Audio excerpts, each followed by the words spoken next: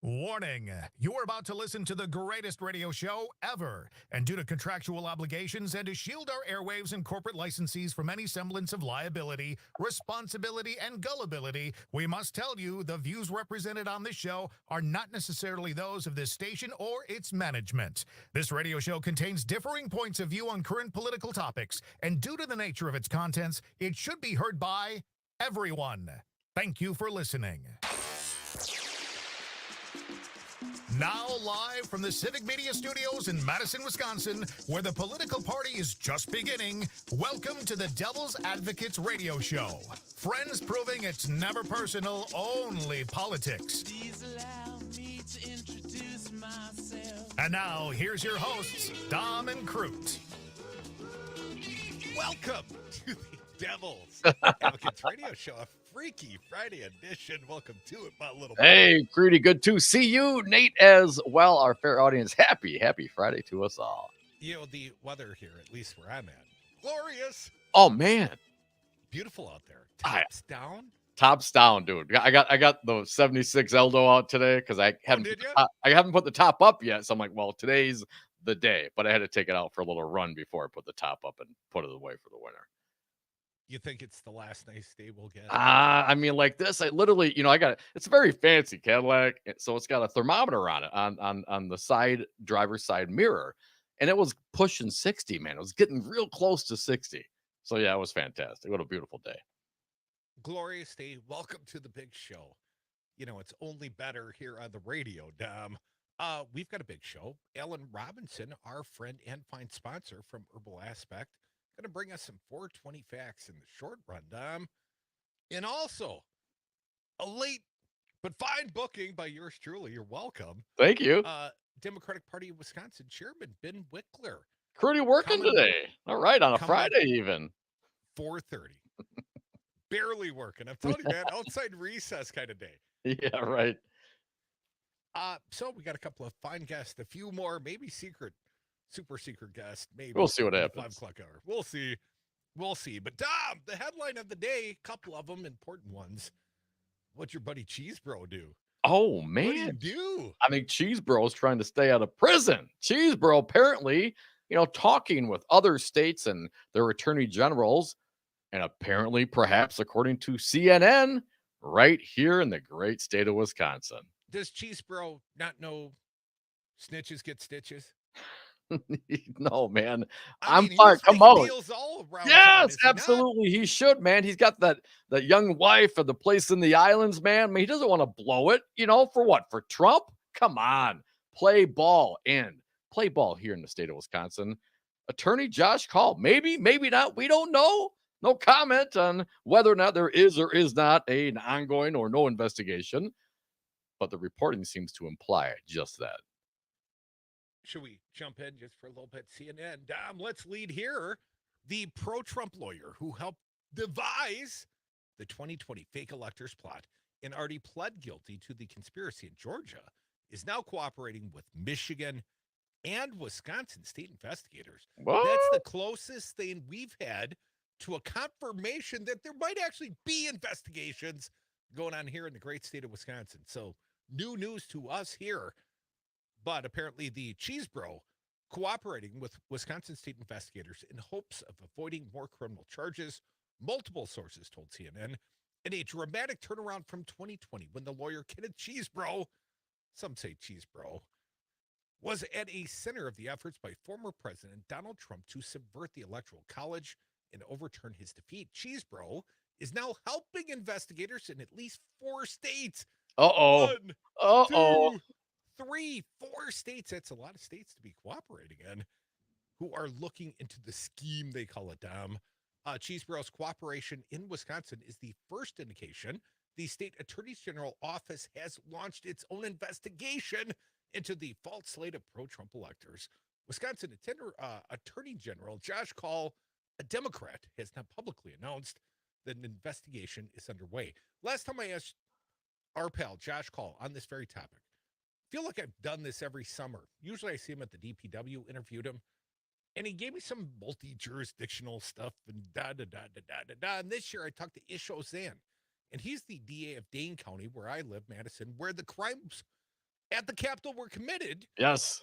And Ish gave me the impression that because of some weird quirk of Wisconsin state law, that this might actually fall to the local DAs.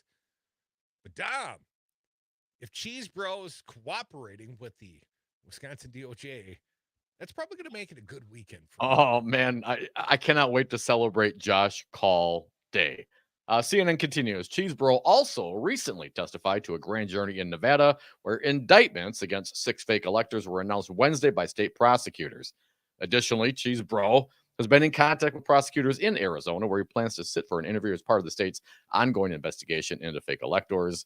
CNN previously identified Cheesebro as an unindicted co-conspirator in special counsel Jack Smith's federal indictment against Trump, where the former president is charged with organizing the fake elector scheme to disenfranchise millions of voters and unlawfully remain in power. There's no indication Cheesebro is cooperating in the federal probe or that Smith has ruled out charges against him. And they go, Wisconsin Attorney General office declined to comment, as did Cheesebro's lawyer. I'm still taking a little heart out of this story. Oh man, it raises my optimism. The glass is half full today, Dom. Half full, I tell you. Well, it's certainly encouraging, and I hope this is the case. There's a lot there. They basically said it. Now they didn't admit any guilt, right? We won't do it again, and we did You're do talking it. about in the civil case that was Yes. just decided. We had Jeff Mandel from Law Forward on just 2 days ago, Dom. Yeah. And if Yeah. you missed that fine interview, it's going to make a fine best of this weekend. Tune in. I think we Yes. play out at 5:00 on both It was a Saturday good and interview, Sunday man. afternoons. Law Forward, man, they're very busy people these days. But in that case, as you mentioned, Crute, they said, yeah, we did it. We did it to overturn the election, and we won't do it again. But there's, they didn't pay any civil. There's no money being exchanged. They did what? Withdraw the fraudulent documents. That's good, I guess. First time that's happened. So Josh Call, man, we've been critical, but trying not to be too critical, because just in case something like this came up, maybe, just maybe, there's something going on behind the scenes, and apparently that might be the case, at least an investigation. So yeah, how about some indictments? That'd be good. That'd be good. Some subpoenas, perhaps. That's fine. We'll get a start. Let's celebrate Josh Call Day up in here, around here, damn soon. To be continued, let's hope. Dom, I want to get to a differing piece. Part of the reason why we've invited Ben Wikler, the Democratic Party chair of Wisconsin, on. This might come as a shocker to you, Dom, but Wisconsin will be one of the few pivotal swing states in the next year, the next election year. Yeah. And for those of us that make our living in this crazy field of politics, guys like you and I and Ben Wikler, well, it's going to be a fun and crazy year, Dom.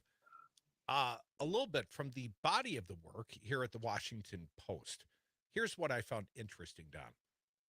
Just a few of us get to decide. The Washington Post analysis found that just 1 in 4 Americans lived in such areas in 2020. 1 in 4 live in areas that actually matter during a presidential election. Your vote actually could affect the electoral college outcome. Just 1 in 4 voters. That was in 2020. Down from roughly 3 in 4 in an earlier period. If the major parties do not contest Florida in 2024, as is widely expected, only 18% of Americans will live in a battleground. Lucky us. The largest, the targeted voters in the decisive states should expect a barrage of communications on their phone, in the mail, from their friends, family, and colleagues, over radio, from the Washington Post lips to God's ears, television, streaming services, and social media networks.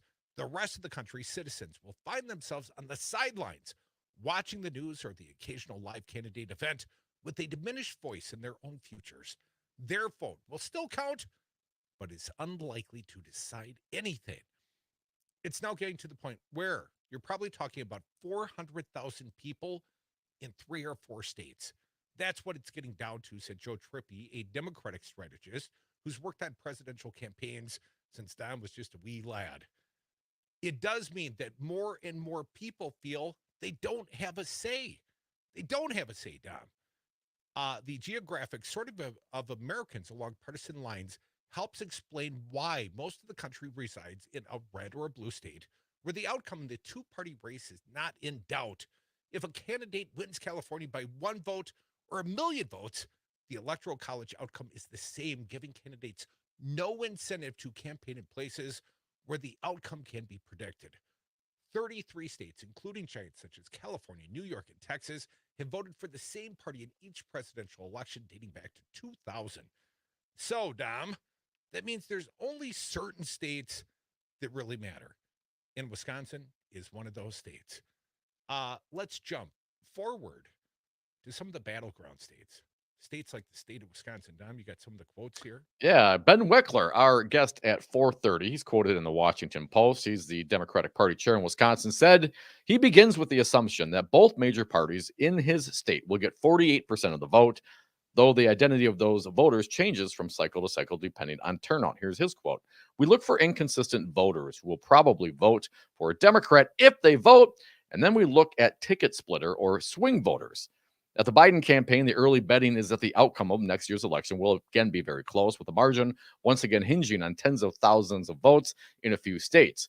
Former Secretary of State Hillary Clinton won 2016 popular vote by 2.9 million votes, or 2%.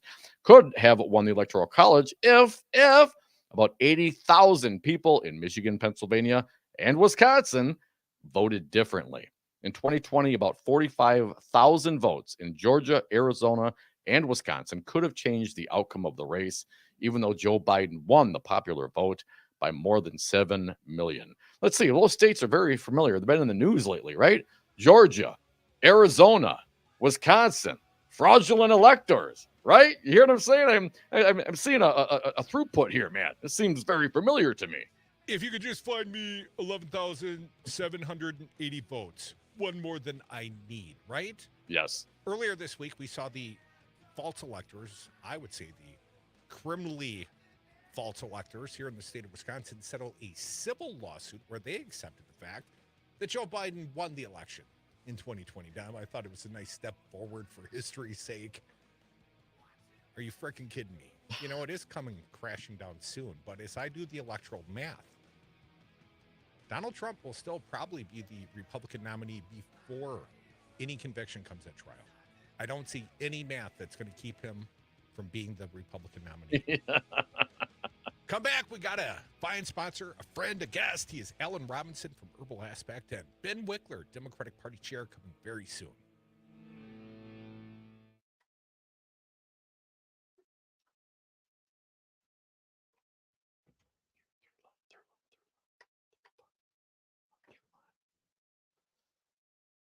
Oh, fuck.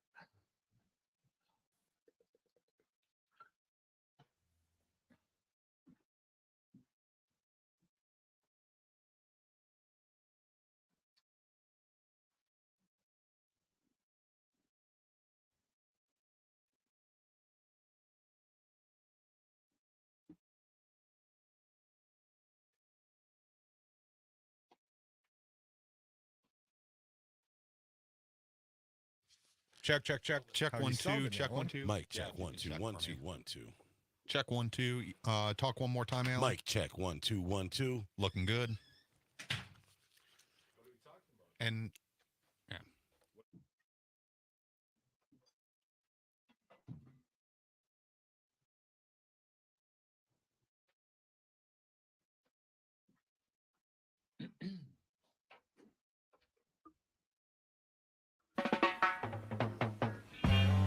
The Devil's Advocates, making radio great again. And we are back from the 420 break. Thank you for listening to the Devil's Advocates radio show. If you missed any of this fine program, please go to civicmedia.us, click on the shows tabs, and listen to the Devil's Advocates. Dominic, I've got a fine guest, a paid sponsor. He's our friend, Alan Robinson from Herbal Aspects. He's in the Mad Radio 92.7 FM studios. And Alan, first of all, welcome back. Hey, thanks for having me. I Hey, Al. understand tomorrow What's up, Dom? marks an enormous occasion in your cannabis educating of the people. Yeah, man. Tomorrow is graduation day. Who's graduating from what? First off, I'm super excited about it. I'll tell you what. So, quick here. Shout out to Brandy Grayson and Urban Triage for their amazing partnership in getting us this cannabis agriculture and business development class. And if you're unaware, she does the show Black Convergence right here on WMDX on Thursday nights. I listened to some of it last night in the car. Yeah, Brandy has a lot to say.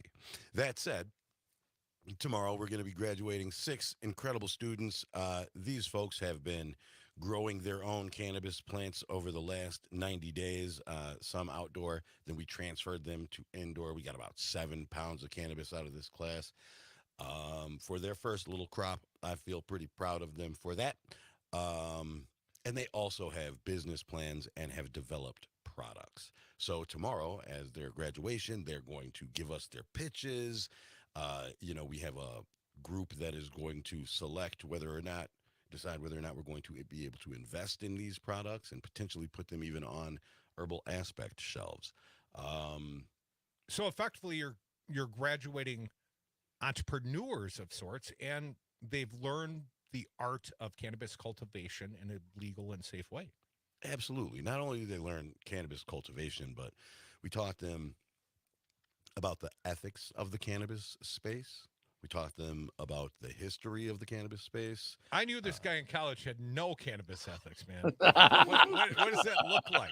Just briefly, I'm sorry to interrupt, but what's that look like? Yeah, man. Safe, responsible, ethical sales, educating your customers, ensuring that your products are safe, tested, and that they have the efficacy that you say that they will, right? And then also there's the brand building. There's so much that goes into running a business that most people just don't understand, right?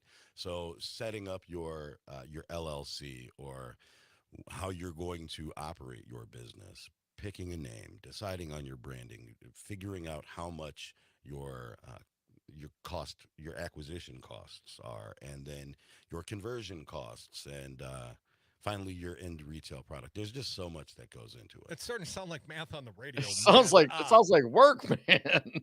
Yeah, Dom, I've had a lot less cannabis today.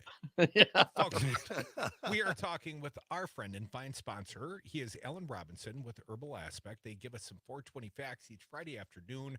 They are graduating their first class young entrepreneurs learning this cannabis culture from the inside, from the expert. And Alan, you're a cannabis entrepreneur, man. I am. Herbal Aspect, you guys still doing the expert treatment?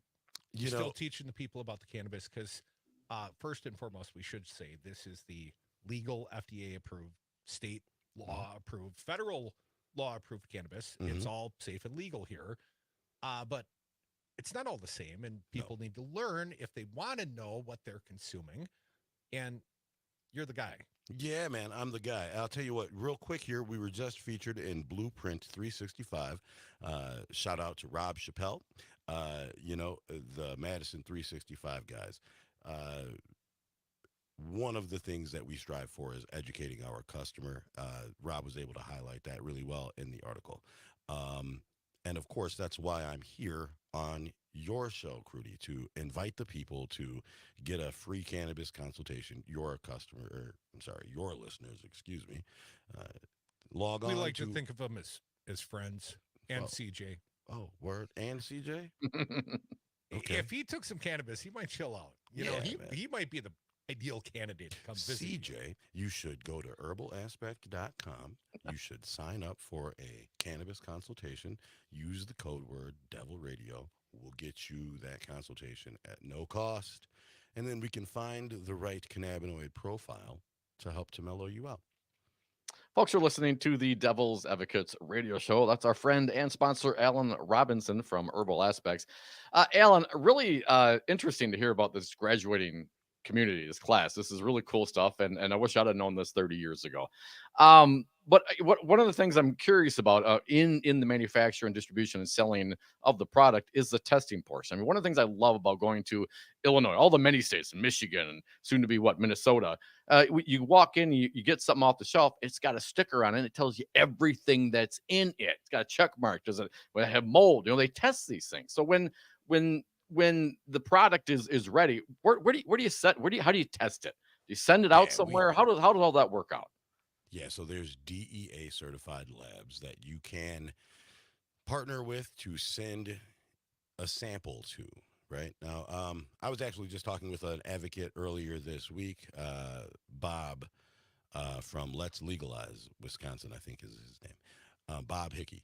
And he's got a program right now where he's going into different shops and is selecting samples to be sent off for testing to ensure that those tests that they are putting forward are actually those same results. So what you got to do is you got to go to a DEA certified lab and send them samples, right?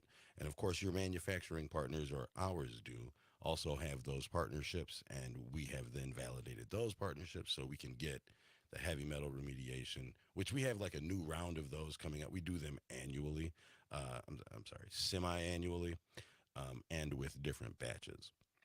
We have a question from the audience. Humbly speaking, I think you, Alan, are missing a huge part of the market, those of us who have dogs. What's your thought? The canine consumption of the cannabis. I will tell you right now, Coco's Cannabiscuits are on the way.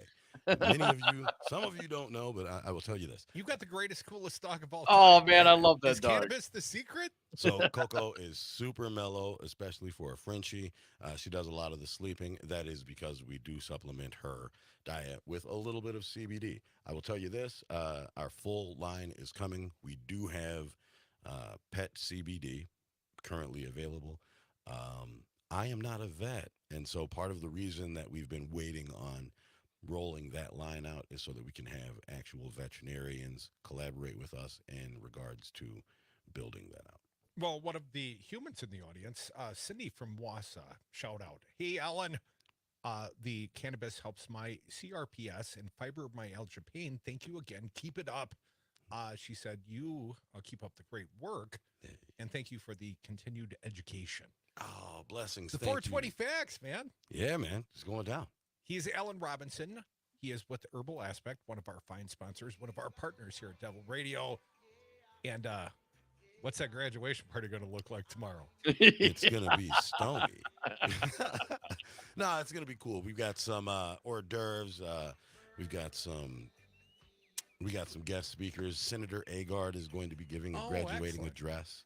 It's going to be a good time, man. I'm excited. Now, will the diplomas be printed on hemp paper? Yes. No, we're not Come getting, on. Oh. not getting hemp cardstock. That's just a little bit, But they will be green, so that's cool.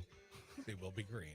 Always is up in here. Appreciate it. Alan Robinson, our friend and sponsored partner over at the Herbal Aspect, herbalaspect.com. Learn it up for free. Just use the code Devil Radio. Thank you, Alan. Coming next, we got Ben Wikler, Democratic Party of Wisconsin chair. You're going to want to stick around. Thanks, Alan. And I will advertise it. Legalize it. Yeah. This is Man Radio 92.7 WMDX. Enjoying this local program? Find the complete Civic Media lineup at civicmedia.us or the Civic Media app.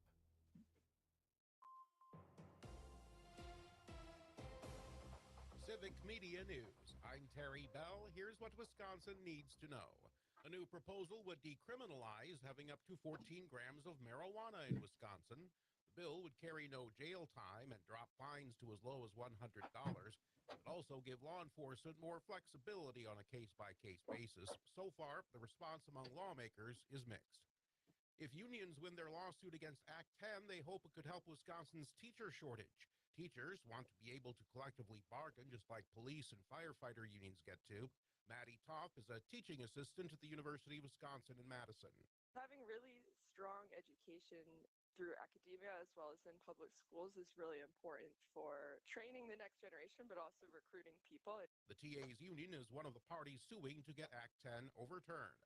I'm Terry Bell, Civic Media News. Now, here's what you need to know closer to home. For WMDX News, I'm Nate Wegehout. Madison's Jewish community says they're still trying to heal after last month's neo-Nazi march. The march stopped at the Gates of Heaven Synagogue, the oldest synagogue in Madison, and drew strong condemnation from area leaders. Still, Rabbi Betsy Forster with the Beth Israel Center told the Cap Times it's a sign of the times. Forster says that nobody should have to live in fear and worry about the safety of their buildings or people. A Madison nonprofit looking to improve the health of black men in Dane County is opening another free dental clinic for a limited time. The new clinic will be the Rebalance Life and Wellness Association's third in the Madison area. The clinic will be open this Saturday and next at the Boys and Girls Club's building in Fitchburg and will offer teeth cleanings, fluoride treatments, and oral cancer screenings.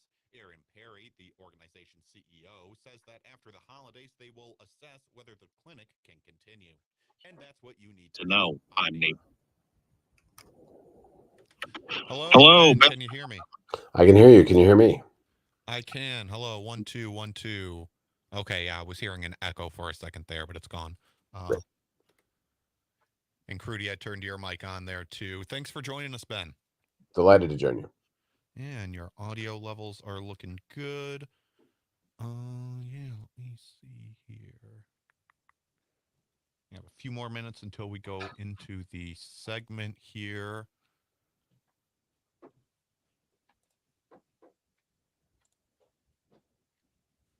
I guess just one real quick thing for you. Do you have any song requests, walk-on music, or anything you'd like to hear coming on? I'm gonna do. You say you want a Revolution by Beatles? Yeah, we can do that. Alrighty, I'm gonna go. Mic's off for a couple minutes here till we come back. Should be about 2 minutes here. Great. Against the New York Giants, running back Aaron Jones on the practice field, limited, but back just a few weeks after getting that cart ride for a sprained MCL. I asked Jordan Love how this team has gone from a 4-game losing streak to winning 4 of their last 5 games. Yeah, it's done a lot, obviously. Just to get rolling and get back on a win streak right now has been huge just for the team and for myself. That's Packers quarterback Jordan Love. For sports, I'm Mike Clement. You can always continue the conversation on social media. Share your thoughts when you find and follow Civic Media on Facebook, X, and Instagram. Here's your Mad Radio forecast. Cloudy tonight with scattered rain showers likely. Lows around 38. Southwest winds 5 to 10 miles an hour. 43 tomorrow. Chance for scattered showers. Chance for snow tomorrow night, 28. For Civic Media, I'm meteorologist Eric Height. Currently, it's 53 degrees. Stop by Wisco Home Goods for your holiday planning, decor, and gifts. The enchanting glow of a candle transforms spaces into havens of serenity and warmth. Hi, I'm Don from Wisco Home Goods, and we craft exceptional hand-poured candles, natural body care, and sustainable gifts that ignite the senses. And now, Wisco Home Goods is offering candle-making workshops. Oh, that's a gift. Stop by our store at 4664 Cottage Grove Road or WiscoHomeGoods.com. Classic, timeless, local, and sustainable. Wisco Home Goods. We're not sure what's better, a win at Camp Randall Stadium or just hanging out.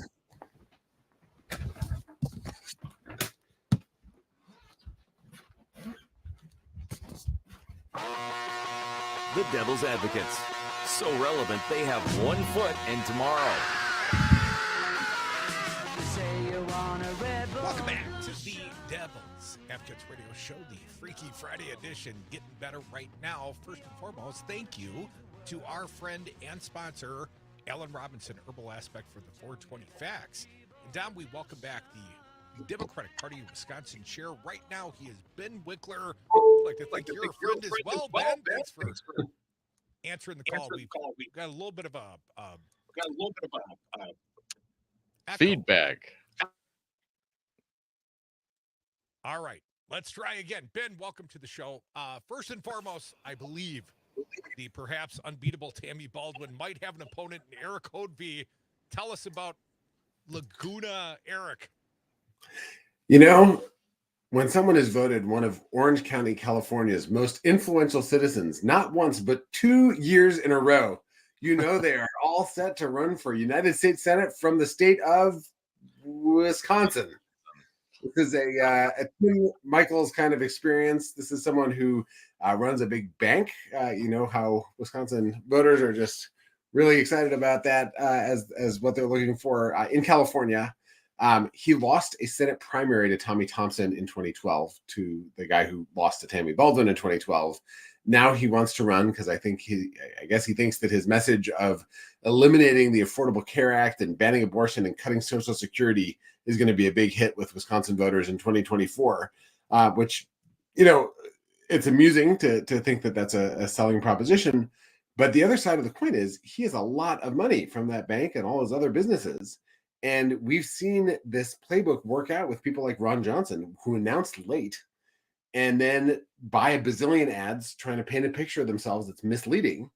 And if the Democratic candidates don't have the resources to punch back fully and define what the race is about, it can get really hairy. So we don't want to sleep on this race. And I want everyone to know that Tammy Baldwin, landslide Tammy, who won by so much in 2018, she will need our help to ensure that she can put this race to bed. And her election is necessary to the Senate majority. If we win, then her Women's Health Protection Act, putting the protections of Roe versus Wade into law, that could actually have a shot at passing, especially if we win the House. If she loses, Republicans have been talking about a national abortion ban. Mike Johnson, the Republican Speaker of the House, that's what he wants. So the stakes are really high for things that affect people really directly. Even if you've never heard of Eric Hovde, get ready to go out and organize your way to defeating him. Ben Wikler, the only reason I knew Eric Hovde was running for U.S. Senate is because somebody got in front of the candidate. He's got a very pretty logoed sign that's been on the highway in Washura County for about 3 months now. And that's not like a farmer side of the barn thing. So I knew the candidate, or at least I knew this guy was going to run for U.S. Senate. But I didn't know the policies. And Ben, this guy has got a litany of bad policies. He's on the wrong side of every aspect of history, at least historically with his advocacies. You're right, man. Anti-abortion, anti-Social Security. What is this guy for exactly that we would stand for? That we could say, well, there's a moderate stance. I don't see many in his resume. I don't know either, man.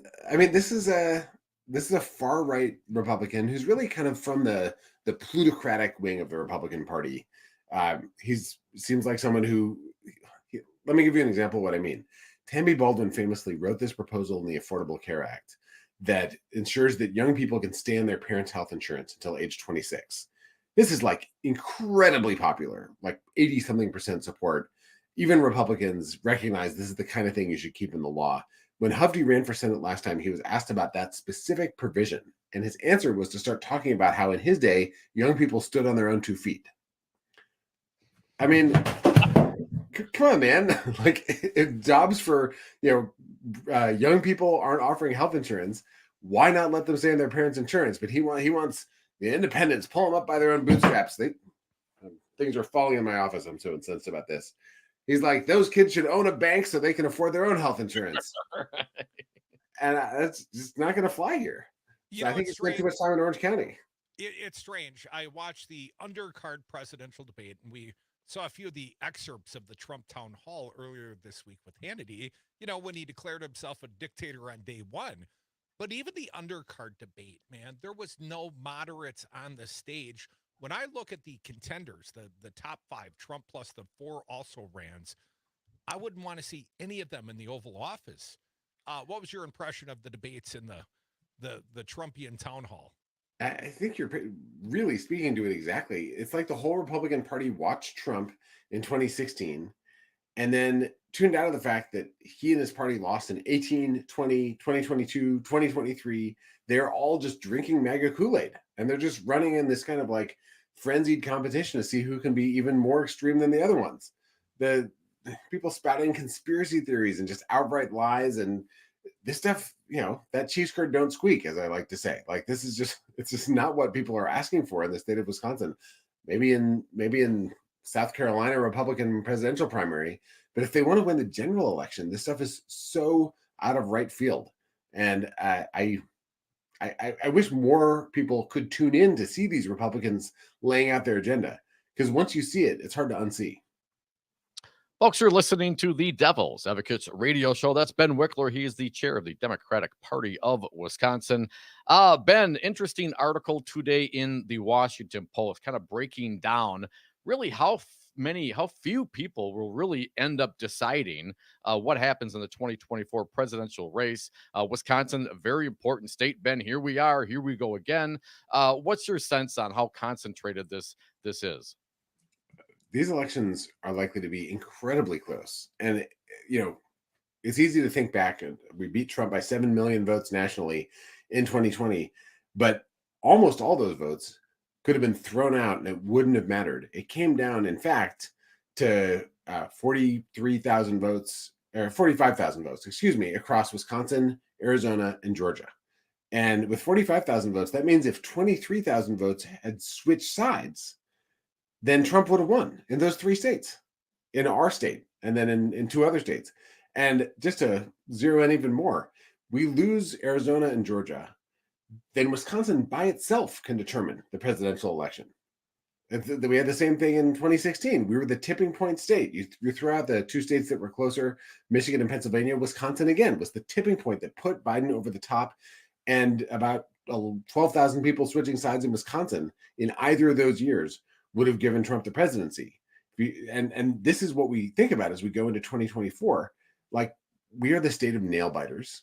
We're probably the one of the 3 tightest states in 2024 again. The Republicans know it. They put their national convention here. Trump hired Ron Johnson's campaign manager, who just won by 1 percentage point, last year in Ron Johnson's reelection campaign. He is like laser focused on our state. And the Biden and Harris campaigns know it too. It's going to be this giant epic clash. And that means that every voter, everyone listening right now, you and your friends and family, you have more power to shape the whether American democracy survives in 2024 than almost anyone has ever had in American history. It's a ridiculous way to run a democracy, but it's the way it is, and we've got to act accordingly. Ben, if you read the headline and don't get into it and crunch the numbers and are not in perhaps one of those states like the state of Wisconsin, it will have an oversized influence on who becomes the next president. What would you say to folks that say, well, it may count, but it doesn't matter? How do you get people motivated to vote in a state where, hell, California, probably going to go Dem, Florida, probably going to go Republican. How do you keep people motivated to engage in the self-governance in some of those other kinds of states? I'll say a couple things. First thing is, in New York and California, big blue states, House races flipped Republican in 2022 that gave Republicans control of the House. And now with George Santos out and probably a Democrat about to win an election there, you wind up with a 4-seat Republican House majority, which means any place there's a competitive House district, your vote matters an enormous amount to the entire country. There's 2 pretty red states, Montana and Ohio, where they have Senate elections in 2024. Those will be absolutely defining for the U.S. Senate majority. So that takes a few voters off the table. But across the rest of the country, you can affect local offices. Those things really matter. Primaries can really matter, but you actually don't have much of a voice, and that is bad. I think that's a bad way to run a national election, a national democracy. There's an idea called the National Popular Vote Interstate Compact, which is basically a law that all these states pass, where they all agree that if enough states pass it in order to define who wins the presidential election, then all the states will agree to give their electoral college votes to whoever wins the national popular vote, which is kind of a long way of saying, if this bill passes in enough states, then whoever actually wins the election by getting the most votes for president will win the election and become president. That bill has passed in enough states. If once Michigan passes it, which is happening pretty soon, it'll have passed in enough states for 220 electoral college votes, which means it only has 50 left in about 5 states the size of Wisconsin, fewer if you get a bigger state, to actually become the law. And that could happen before 2028. So it is possible that this is the last election like this, where the Electoral College is the central story of a national presidential election. I hope so, because as much as I love Wisconsin being at the center of the action, and I think I trust Wisconsin voters to get this stuff right, I also think it is a total disgrace that voters in the rest of the country don't have as much voice as people here. We're supposed to be one person, one vote in this country. Ben Wikler, Democratic Party of Wisconsin chair. I only care about one state, Ben. Wisconsin, man. I'm with you, man. Let's talk about the 48-48 math. Effectively, if I understood some of the quotes, I guess they weren't direct quotes, but you were referenced in the Washington Post saying effectively it starts at about 48% Dems, 48% Republicans. So are we to believe there's only about 4% persuadable here in the state of Wisconsin, or is it really more about getting out those on our team that might be lower propensity voters? So I spent a while talking to the reporter, and the idea kind of came through in this Washington Post story. But what I said was, look, elections regularly come down to 1 percentage point or less. And you sort of assume each side starts at 48%. But who those 48% are changes enormously. Overall turnout changes enormously. And if you look at 2016 compared to 2020, we had 300,000 more people vote in the presidential election. This huge number, even though the margin only changed by it went from 23,000 one way to 20,000 the other way. So that's 43,000 swing. There were hundreds of thousands more voters. And that means you both have to focus on people who probably would vote Democrat if they voted, but they might not vote, and make sure that they vote and they vote for Democrats. And you need to talk to people who are ticket splitters, which is 1 in 10 voters in our state in 2018. And, the swing voters, who are, I think, maybe less numerous, and make sure you're making the case to them. And the most powerful arguments, like the arguments around abortion and reproductive freedom and democracy and these basic ideas of freedom, those are actually persuasive both to people who need an argument for why it's worth voting and for people that might vote either way or split their ticket. So we look for those big uniting arguments that bring people together and push back against Republican extremism. And you don't write anyone off and you don't take anyone off the table. That's the only way to win in Wisconsin. I'd like to take Derek Van Orden off the table. Could we work on the third CD? Ben Wikler, the Democratic Party chair. Van Orden is a Republican. Something of a carpetbagger in his own regard, to my opinion, but he's serving and he's playing moderate, but the truth keeps outing. This man is anything but a moderate, and Brian Style might be a little more encrusted down in the first, but that is still a competitive race. We could turn the balance of the Congress here in the state of Wisconsin with a few strong electoral outcomes in the third and the first. Ben, how do we make that happen? That is absolutely right. So the first thing is we have a primary strong field in the third. We have one candidate. I know there's other people thinking about running in the first congressional district. We need to make sure there's great candidates in the field. You can pick your lane as far as the primary goes. The Democratic Party will be neutral in the primary, but we are working already to organize voters in the first and third congressional districts to fire these MAGA Republicans. Brian Style doesn't make a lot of headlines, but he votes with Donald Trump every step of the way, including against January 6th investigation, including against impeachment. He's an apologist for Donald Trump and Trumpism. Derek Van Orden is all that, plus screaming at teenagers, whether they're in the Capitol or the Prairie du Chien Library. He just does not represent our state. So look, help us flip the House, help us flip the Senate, help us flip the White House, and let's take a crack at the state legislature in 2024. There's a lot to do. I want folks to go to wisdems.org and sign up to volunteer. Well, that's excellent, Ben, because I don't have to ask you the website address then. Happy Hanukkah to your family, Ben. Thank you for making a little time on this Freaky Friday for the Devil's Advocates. My pleasure. Thanks for having me on, guys. Thanks, Ben. I'm sure we'll talk again soon. It's almost like Wisconsin's an important state. Thank you, Ben. More Devil's Advocates. Phone lines open, 844-967-2789.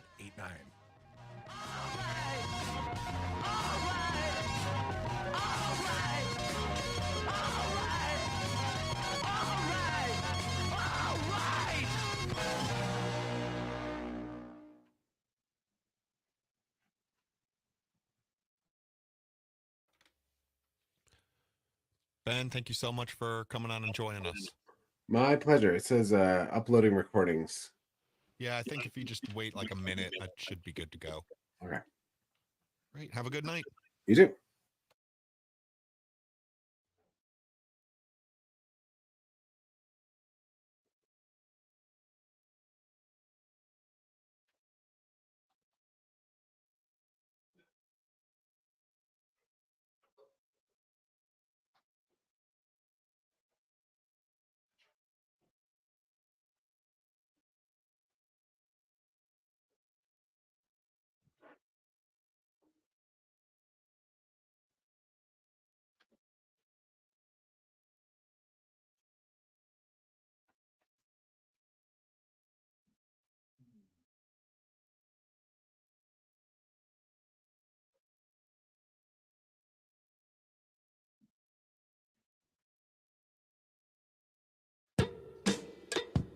The Devil's Advocates, the fix for political junkies everywhere. Welcome back to the Devil's Advocates radio show. Phone lines are open. Join us. Happy Friday to us all. 844-967-2789. Dominic, want to thank our most recent guest, a fine one friend of ours, Ben Wikler, Democratic Party of Wisconsin chair. I understand, he's something of a rainmaker up in here. That man can raise some capital, some investment in the Democratic Party causes of the great state of Wisconsin.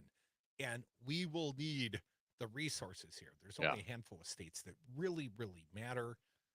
And we absolutely are one of those states. And sometimes the maps change. But you know what? Wisconsin is never excluded from the battleground states, seemingly, near as I can tell.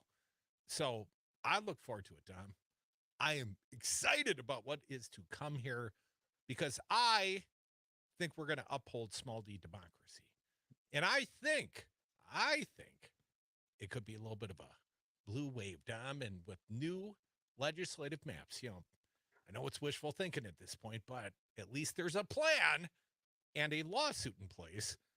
With new legislative maps, man, that could change democracy in the state of Wisconsin for the first time in 12 years. So that's what I'm looking forward to in 2024. That's a New Year's resolution I could live with. Change democracy. Hell, actually have an output that is reflective of the will of the people. Yes, that would be nice. But I mean, Ben makes a point. You know, certainly Tammy Baldwin. I know she's undefeated and all this. You know, you talk like that, it gets me a little concerned. You know, Hovde's going to come in with some money. You know, the megas are going to be out there supporting. They're going to try to drive him home. And there's going to be a lot of money spent. Yeah, NRSC supporting already. Hovde hasn't even spoke yet. He hasn't returned calls for comment. So not with the press, but I bet he's talking to the rich guys. Well, he talked to the U-lines. All the rich people, right? Just like Scott Mayer, he's a businessman from Franklin. He apparently is also going to be running, but we'll see what happens if there's actually a primary. But if this is as important as we assume, as the Post talks about, and as Ben Wikler talks about, there's going to be a crap ton of money spent in the state, and the Dems and Baldwin, they're going to have to be able to serve and match and spend more. It's going to be a very expensive race. I'm less clear that it's purely about the expenditure of money. I think that there are differing ways to take an approach. I think that Republicans, and you know, Dom, I see a lot of the world through the prism of talk radio because it's what I do for a living and it's all I care about and read about and think about because this is what I do. But I have known, and we have known, and we've talked about many times, the 81 right-wing talk radio outlets that were here in the state of Wisconsin in 2016. And unbeknownst to many of our liberal and progressive and democratic and moderate friends that maybe don't live on the talk radio dial, Donald Trump does, and Ron Johnson did, and most Republicans do, and they benefit from all this free press. You know, we talk about what was the secret sauce, not you and I so much, other than the racism they threw at Mandela Barnes, but what was the secret sauce when a completely unacceptable, unstatesmanlike guy like Ron Johnson wins re-election in the state of Wisconsin? How did that happen? Oh, he wasn't governing as much as going on every single right-wing talk radio show that would have him. We know he takes all callers, Curdy. And it's free. And Reed Epstein at the New York Times reported, running up to the election, 350 hours, I think he was up to 350 hours worth of right-wing talk radio interviews for free. That's in addition to the ongoing ads. The ads. Right-wing talk radio doesn't wait till 3 weeks before the election to start making their point. They know the point of radio, and those that are politically active, people like you, but people on the right as well that pay attention and they care about their issues and they're looking for guidance and they want to hear these messages. And the Republicans start about a year out. And over the course of time, these repetitive radio messages, and you don't even hear them. You, Dom, because you don't even listen to traditional radio most of the time. And a lot of our friends don't hear them because they're on country sticks and they're out there on rural AMs. And you don't even know that this messaging campaign is kicking our ass over and over and over again. And this is not billions being invested relative to the cost of TV flights down the dial, down the end, last 3 weeks of the elective campaign. This is cheap. They're doing it on the cheap. Radio is a very inexpensive medium. Don't have to transfer these beautiful pictures of guys like us down. I mean, it would change the whole dynamic if they did. But I mean, they utilize radio. They use the host. They use the ads. They use the platforms. Well, here's what's changed. You're listening to it. This radio network did not exist prior. And I don't think this will go without impact in the next elective campaign, Dom. You know, in the third, I tease, air quotes, Ben Wikler. The third, I care a lot about the third. I went to college in the third. Me and you, we were roommates. We became buddies in the third. That's La Crosse. That's southwestern Wisconsin. And Ron Kind, former DA of La Crosse, although he wasn't the guy that put me away, Ron Kind served admirably, sort of moderately, sort of a blue dog guy. But now we got Derek Van Orden in the third. Oh, man. But you know, Civic Media made a commitment. Sage Wild, the owner of Civic Media, made a commitment to the third CD. I could point, but he bought them.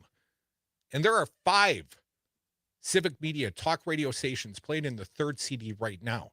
We got 2 playing in the first right now, covering Brian Stiles District as best we can. So you got the tools. It's time to use them. Somebody built a warm, fuzzy blanket of coverage, Dom. Yeah. Others might call it a Death Star, but I like to call it a warm, fuzzy blanket. Are you calling yourself a tool of coverage? Are you a tool? Oh, just like you are. Absolutely, I'm a tool. I am a hammer. And talk radio is my passion, as you well know. And this is what we do. And we have fun here. And we enjoy ourselves. And we get to know people. I mean, we're flyover country for everybody else. But we live here. We go out there. We meet the people. We talk to them every day on the radio. I love this state, man. I wear this red Badger hat proudly. It's not a MAGA hat. Don't misinterpret those looking on the streets. Blends in well at the Trump rallies, Crute. I wore this red Badger hat all across the nation, man. People love the state of Wisconsin. A, we know how to party. B, we got great sports teams. My Badgers are going to beat #1 Arizona tomorrow in Tucson. You heard it here first. I made the Marquette prediction last week, and I'm making the Arizona win prediction money line. And I'm just saying, man, Badgers are bust. This is the only state that matters to me. Shout out WCPT, Chicago, KTNF, Minneapolis, and all our friends all across Wisconsin listening on the Civic Media warm, fuzzy blanket of coverage.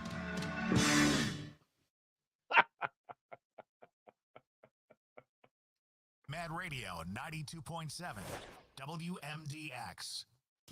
You can always continue the conversation on social media. Share your thoughts when you find and follow Civic Media on Facebook, X, and Instagram.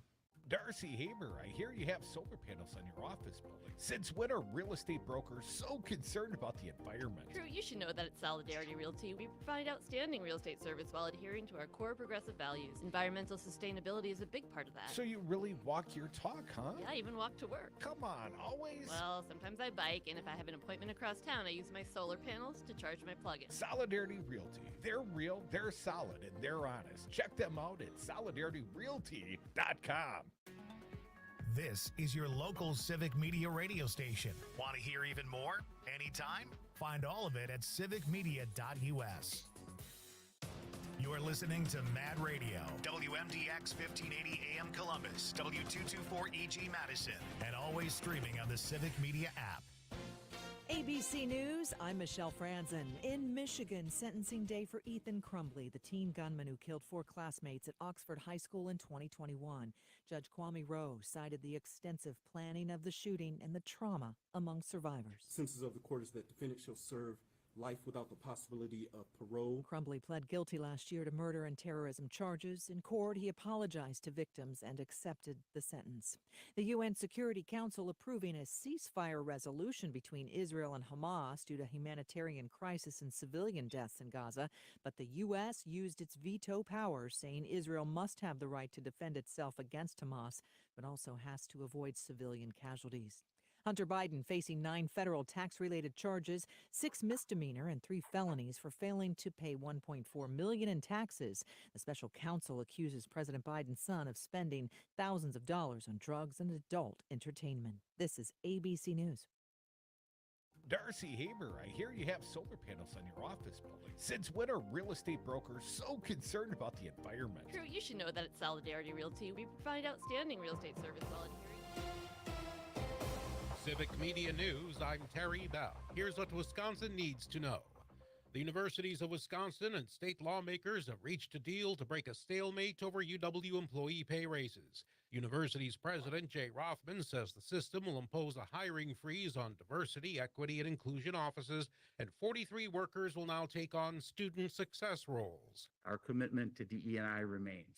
Diversity and inclusion are core values of our universities. Among other things, the deal also guarantees UW admission to Wisconsin's top high school graduates.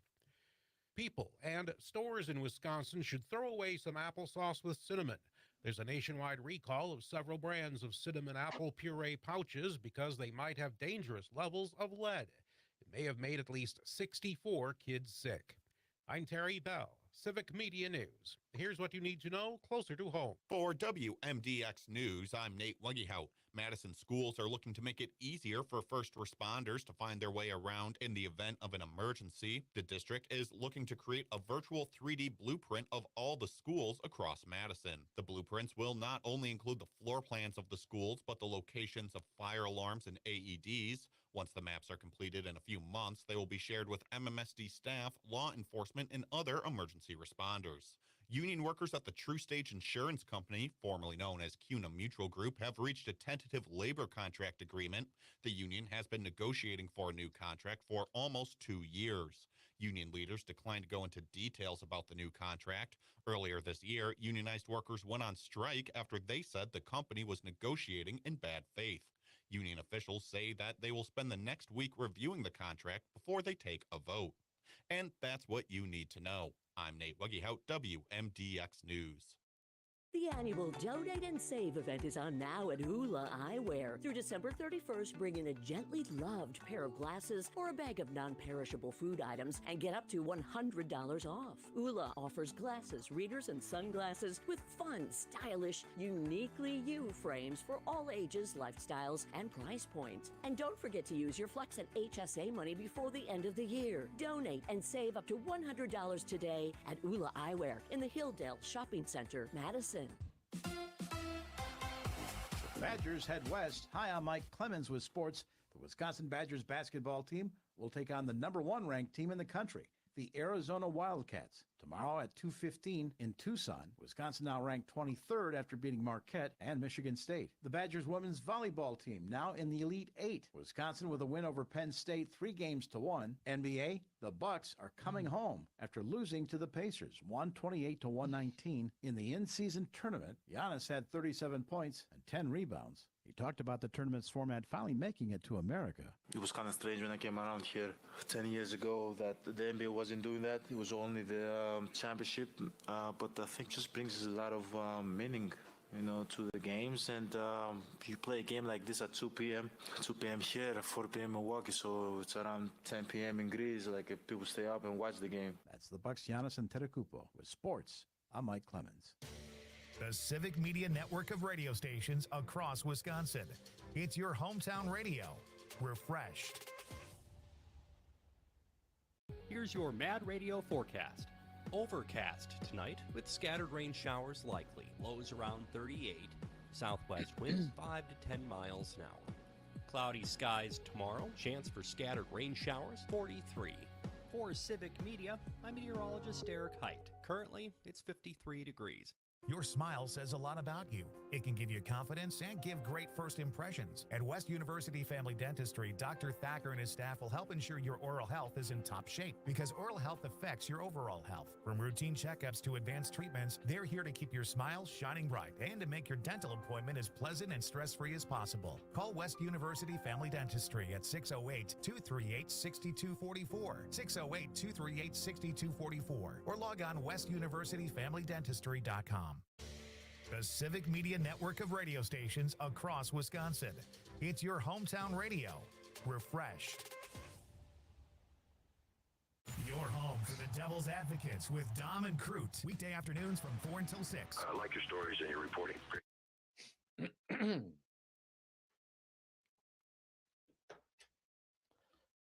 Warning, you're about to listen to the greatest radio show ever. And due to contractual obligations and to shield our airwaves and corporate licensees from any semblance of liability, responsibility, and gullibility, we must tell you the views represented on this show are not necessarily those of this station or its management. This radio show contains differing points of view on current political topics, and due to the nature of its contents, it should be heard by everyone.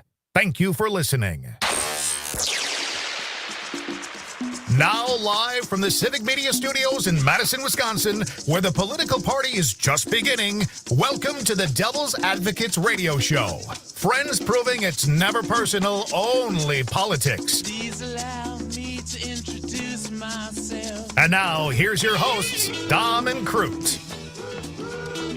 Welcome back to the Devil's Advocates radio show, the Freaky Friday edition, a happier happy hour. Dom, we air the grievances up here, and it's always fun when the audience airs theirs because I get sick of yours. So dial us, 844-967-2789. Dom, I would like to talk about Max Boot, formerly conservative columnist at the Washington Post. Hell, they used to label Jennifer Rubin the same, but now they're just columnists because they're rhinos, apparently. They're just not sufficiently MAGA. But here is the opinion piece, and I'd like to start here this hour. The GOP's abandonment of Ukraine makes me ashamed to be an American. This is what Republicans are saying about Republicans at this moment. I'd like to share some of this. It's not often that I feel ashamed to be an American. Isn't that what Michelle Obama said? Didn't Fox News lose their frickin' minds? Anyways. As Max Boot here at the Post writes, but I was ashamed this week when the Senate refused to support a supplemental spending bill that would provide about $61 billion in urgently needed aid for Ukraine, along with $14 billion for Israel and $20 billion for border security. All of the Senate Republicans, even those who had previously supported Ukraine funding, voted to filibuster the bill. Their stated position: they won't provide a penny for Ukraine unless Democrats agree to a sweeping, draconian overhaul of the United States immigration laws.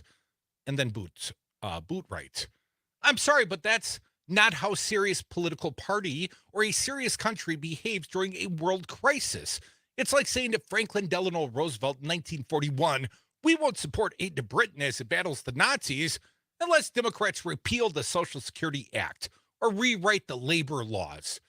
Of course, most Republicans in those days were opposed to aiding Britain. A majority of Republicans in both houses voted against the Lend-Lease Act, enacted in early 1941, which allowed the U.S. government to provide critically needed war supplies to Britain and other nations deemed vital to the defense of the United States without demanding payment in cash. Thank goodness that in those days, both houses were controlled by Democrats, and Senate rules did not require a 60-vote supermajority to get anything done. Most Republicans abandoned their isolationism after, what was it, Pearl Harbor, December 7th, 1941? The GOP commitment to internationalism was renewed after 1945 because of a post-war Soviet aggression, and then, after the end of the Cold War, by 9/11 terrorist attacks.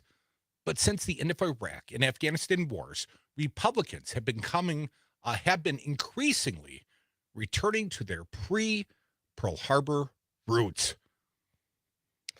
Crute, the party's leader, former President Donald Trump, has even embraced the America First slogan used by the original isolationists. And just as so many of the 1930s isolationists, such as Charles Lindbergh, who were sympathetic to the Nazi Party, Trump is sympathetic to Vladimir Putin's Russia. Public opinion surveys have reflected a sharp drop-off in Republican support for Ukraine. In a Gallup poll published on November 2nd, 62% of Republicans said the United States was doing too much to aid Ukraine, up from 50% in June. Max Boot continues, yet I confess that until last week, I had remained naively hopeful that Congress would still do the right thing. After all, strong majorities in both houses had supported Ukraine funding bills in the past. Moreover, the current aid request is a pittance in the context of a $6.1 trillion federal budget, 0.98% to be exact. That's less than 1%. And most of the funds would be spent in the United States to support our own defense industry. The new House Speaker, Mike Johnson, had initially voted for Ukraine aid before turning against it, but in recent weeks, he sounded much more supportive of Ukraine, saying, quote, "We can't allow Vladimir Putin to march through Europe, and we understand the necessity of assisting here." Senate Minority Leader Mitch McConnell, whose father was a U.S. Army soldier in Europe during World War II, has been a staunch supporter of Ukraine. Honestly, I think Ronald Reagan would turn over in his grave if he saw we were not going to help Ukraine, he said last month. Yet now both leaders have taken the position that, as Johnson wrote this week, supplemental Ukraine funding is dependent upon enactment of transformative change to our nation's border security laws. Good luck with that, Max Boot writes. The last time Congress enacted a major bipartisan immigration bill was in 1986 when Reagan was in the White House. Lawmakers from both parties have been laboring for decades to craft another major bill. A decade ago, the bipartisan Gang of Eight thought they were close, only to have the deal fall apart. So it's hard to take Republicans at face value when they insist on making aid to Ukraine dependent on breaking through decades of the legislative logjams on immigration. What are they linking? Why are they linking the two? Question mark. Ron Johnson. The excuse heard from Republicans is they can't in good conscience support funding to defend Ukraine's borders when our own borders are so insecure. They think that by invoking the common word borders, they can pretend that the United States and Ukraine are in analogous situations. That would be true only if the Mexican army were invading southwestern United States to annex Arizona, New Mexico, and Texas while announcing plans to march on Washington to destroy the United States as a sovereign country. Needless to say, that hasn't happened. What is happening is that millions of desperate immigrants are trying to enter the United States legally and illegally in pursuit of freedom and economic opportunity, just like the ancestors of most native-born Americans. The spike in undocumented immigration is a serious problem that needs to be addressed, but it can hardly be said to threaten the United States' survival in the same way Russian invasion threatens Ukraine. By linking the two issues, Republicans are engaging in a bait and switch that gives them an excuse to do what their base wants, abandon Ukraine, while trying to blame Democrats for jeopardizing security around the world, as McConnell has charged. As Senator Brian Schatz, a Democrat from Hawaii, told the New York Times, "You can't say I'm for Ukraine, but only if I get this wholly unrelated policy enacted. You can't be for stopping Putin from taking over a country by force and then vote against providing Ukraine the resources to do just that." It is still possible that Democrats and Republicans will reach agreement on Ukraine funding, but the odds of Ukraine aid being approved look dimmer today than at any point since the Russian invasion, even as the Office of Management and Budget warns that U.S. support for Kyiv is running out. We're out of money and nearly out of time, is the quote. Ukrainians will fight on regardless, and they will look for help to Europe, which has already committed twice as much funding as the United States. But even working together, Europe and the United States have struggled to keep up with Ukraine's need for ammunition. There is no way that Europe alone can carry the whole load, especially not when Hungarian Prime Minister Viktor Orban, a mega Republican's favorite foreign leader, is trying to block a $55 billion European Union aid package for Ukraine. The United States has abandoned allies such as South Vietnam and Afghanistan before, but this time the cost of support are much lower. No U.S. soldiers are engaged in combat in Ukraine, and the stakes are far higher. Ukraine is fighting the largest war in Europe that Europe has seen since 1945.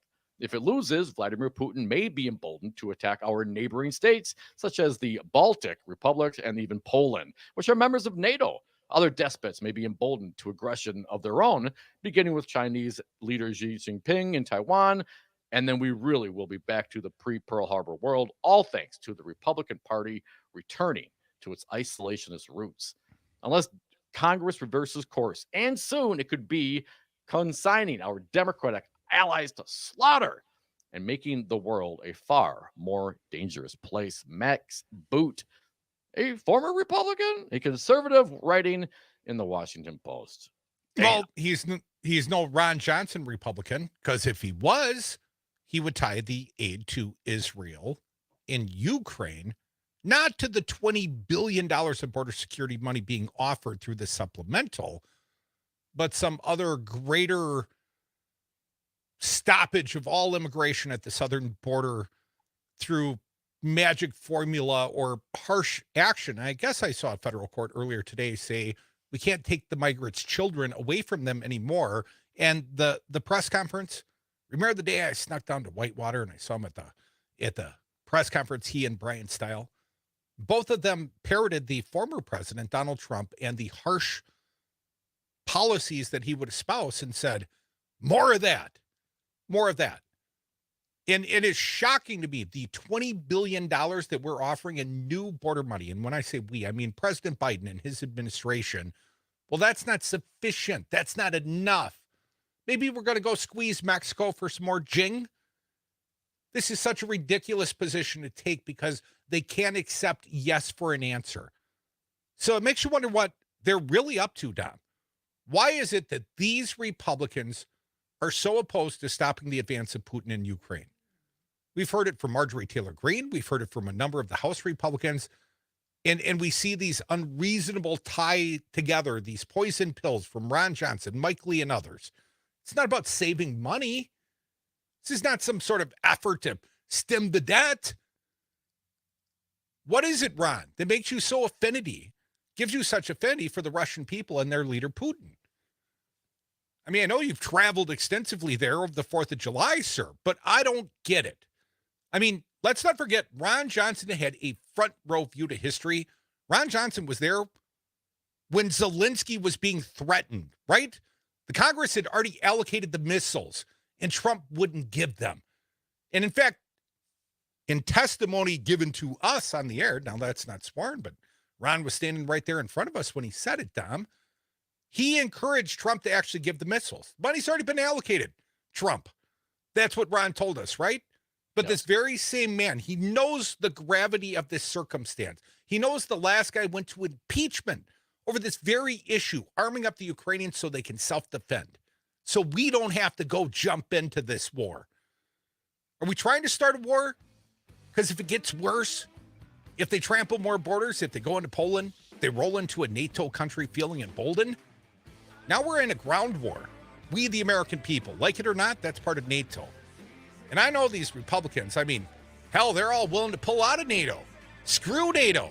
Screw the United Nations. I mean, I heard this. This is their proposition. They were all bragging about it at their debate the other night. Who needs the United Nations?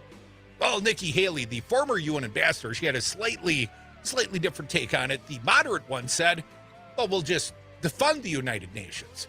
And the World Health Organization, of course, because they were with Fauci during the pandemic. It's Friday. We air grievances. Yours could be next. 844-967-2789. Max Boot, former conservative columnist, says the Republican Party makes him ashamed to be an American. Shame.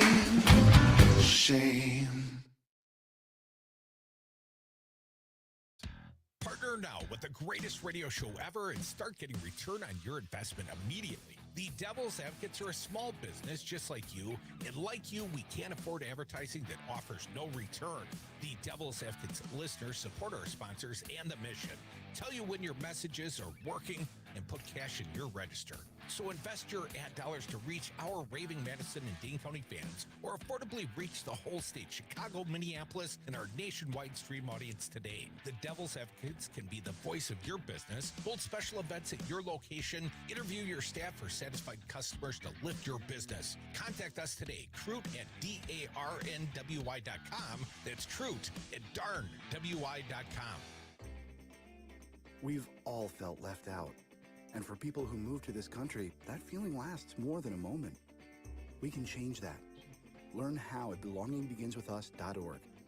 Brought to you by the Ad Council.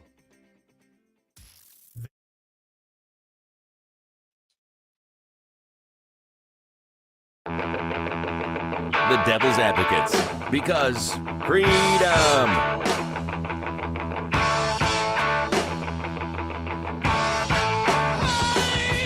Back to the Devil's Advocates radio show. It's Friday. We air the grievances. You can join us on the lines at 844-967-2789.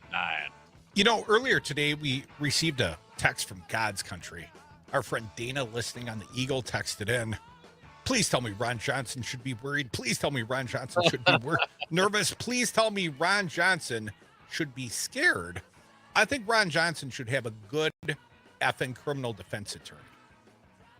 Just one man's opinion. If Kenneth Chesebro's dropping testimony in the state of Wisconsin, well, that could not bode well for our U.S. Senator. And it's time.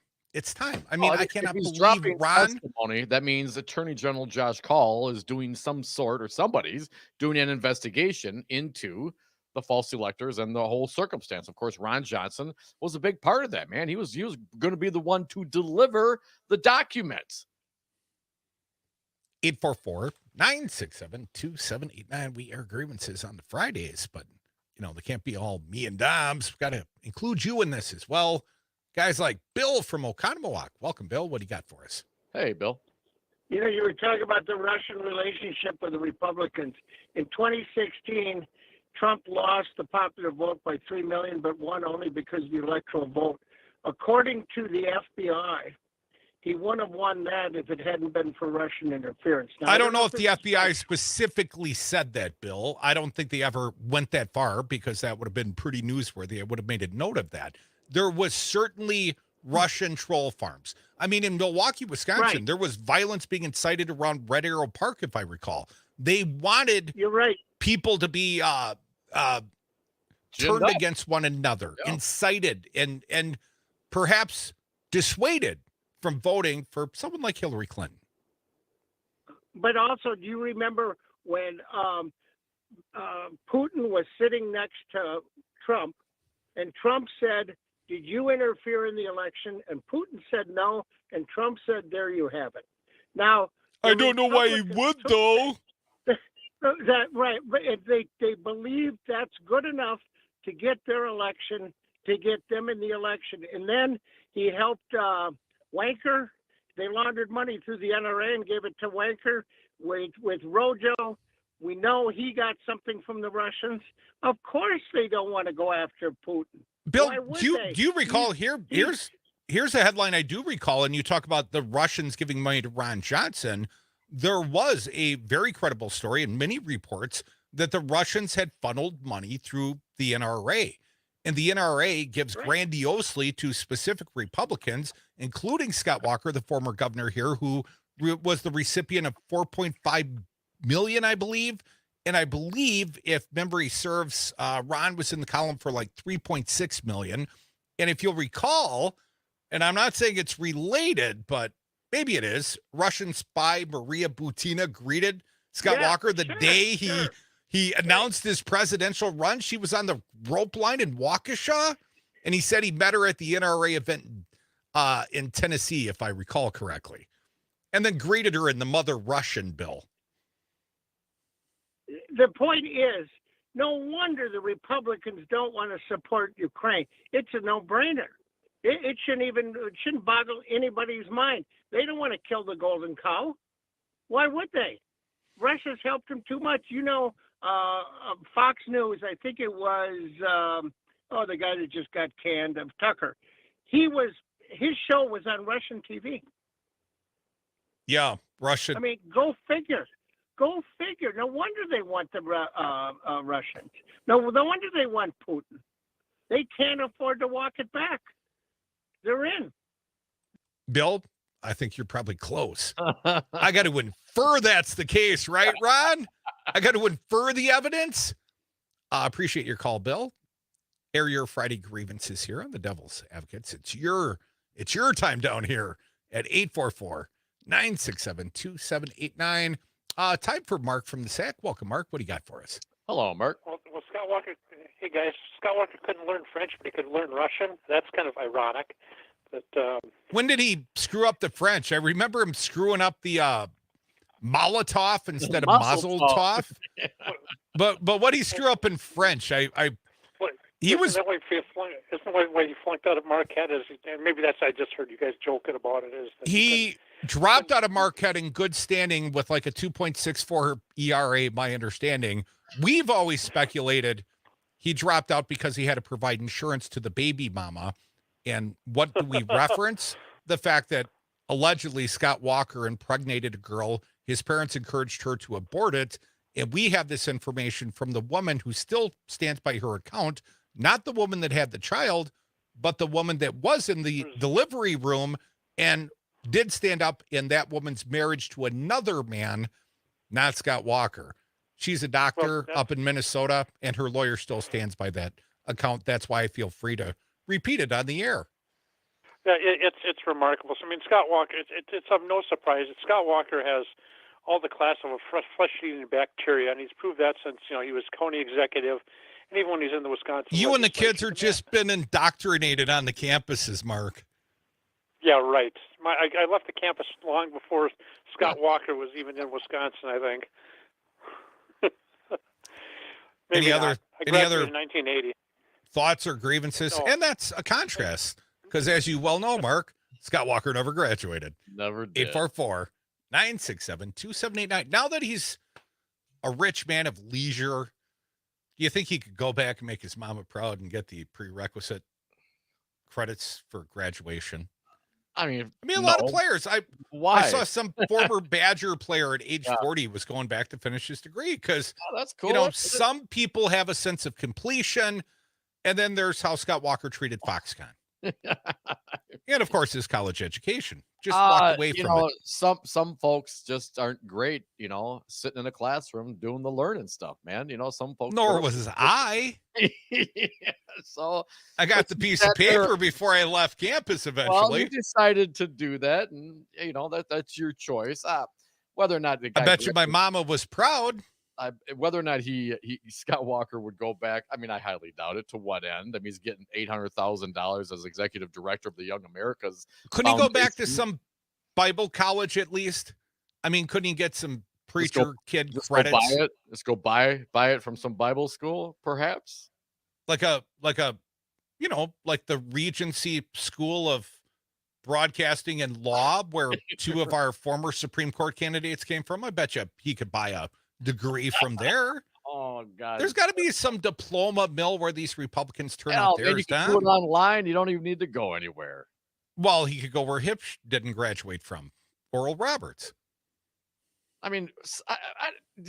As an adult, and I appreciate if someone had it in their mind that they want to go back to school and finish, a degree that they never got to.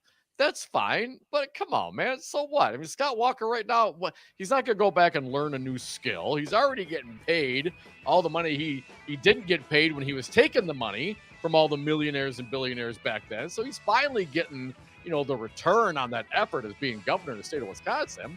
Why does he spend the time in a classroom, man? To what end? He's going to get more money from the Young Americans Foundation? I don't think so. Folks, we are the Devil's Advocates. We're airing the grievances. I'm not going back to school, man. Join us on the lines. Let us know. You went to school twice.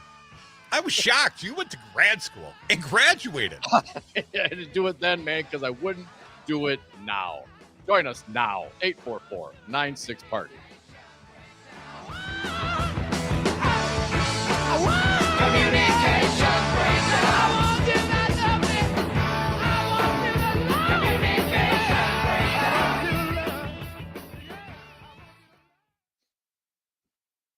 Bird is the plastic pink flamingo. This is Mad Radio 92.7 WMDX. Your news, conversations, and a whole lot of fun. It's all on your local Civic Media radio station or the Civic Media app.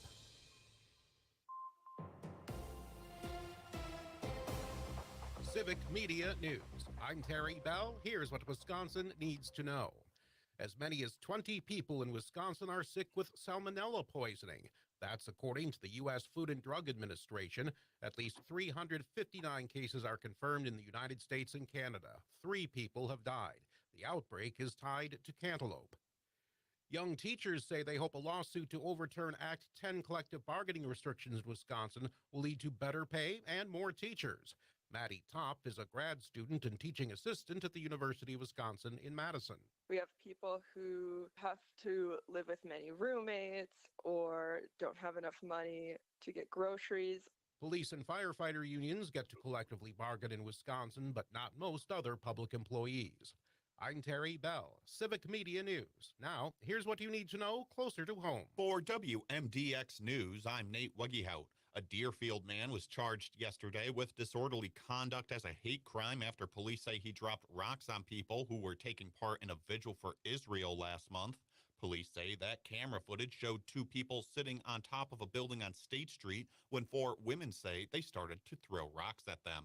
Police did make contact with the two multiple times, but they were not immediately arrested. Multiple communities across Dane County are getting their mail late due to staffing shortages at the U.S. Postal Service. Parts of both Fitchburg and Waunakee were among the communities that didn't receive any mail Monday or Tuesday this week. Waunakee Post Office Clerk Cindy Frazier told WKOW that short staffing and the holiday rush are causing the delays. She adds that on the days that they are short-staffed, the post office has been prioritizing delivering packages. And that's what you need to know. I'm Nate Wuggyhout, WMDX News. Hey, Darcy, I just saw the perfect house. Can you help me write an offer on it? I'd be happy to, Brian. Did you see it at an open house? No, I just called the sign, had the agent show it to me. I didn't want to bug you. Right, how many times have you heard me say don't call the sign? All of them? You called the agent working for the seller, and once you see the property with that agent, I'm no longer free to write an offer on it. So... You need to hire us from the beginning, help you find the right home, negotiate on your behalf, and protect your interests all the way through the process, and it shouldn't cost you a dime. Solidarity Realty. They're real, they're solid, and they're honest. Find them at solidarityrealty.com. Badgers head west. Hi, I'm Mike Clemens with sports. The Wisconsin Badgers basketball team will take on the #1 ranked team in the country, the Arizona Wildcats, tomorrow at 2:15 in Tucson. Wisconsin now ranked 23rd after beating Marquette and Michigan State. The Badgers women's volleyball team now in the Elite Eight. Wisconsin with a win over Penn State 3-1. NBA, the Bucks are coming home after losing to the Pacers 128-119 in the in-season tournament. Giannis had 37 points and 10 rebounds. He talked about the tournament's format finally making it to America. It was kind of strange when I came around here 10 years ago that the NBA wasn't doing that. It was only the championship, but I think just brings a lot of meaning, to the games. And you play a game like this at 2 p.m. 2 p.m. here, 4 p.m. in Milwaukee, so it's around 10 p.m. in Greece. Like if people stay up and watch the game. That's the Bucks, Giannis Antetokounmpo with sports. I'm Mike Clemens. Don't change the station, but do watch out for deer, would ya? They're running around all willy-nilly. It is the Craig's with me, Charlie Behrens, on Civic Media and the Civic Media app. Here's your Mad Radio forecast. Overcast tonight with scattered rain showers likely. Lows around 38. Southwest winds 5 to 10 miles an hour. Cloudy skies tomorrow. Chance for scattered rain showers 43. For Civic Media, I'm meteorologist Eric Height. Currently, it's 51 degrees. Hey, Brad from Zero Res Madison here. What's the best way to clean your carpet? Well, not surprisingly, it's the same way you clean your clothes. You wouldn't clean a dirty shirt by running a white cloth over the top of it, nor would you try to get it clean by sprinkling chemicals and rubbing it in. For a real clean, you need hot water, agitation, and a cleaning agent, just like your laundry. For a fresh, healthy clean with no residue, call Zero Res Madison or schedule online. Zero Res, spell it forward or backward, it's the right way to clean. You're listening to the Devil's Advocates. Then at 6, stay tuned for the Maggie Dawn Show on Mad Radio 90.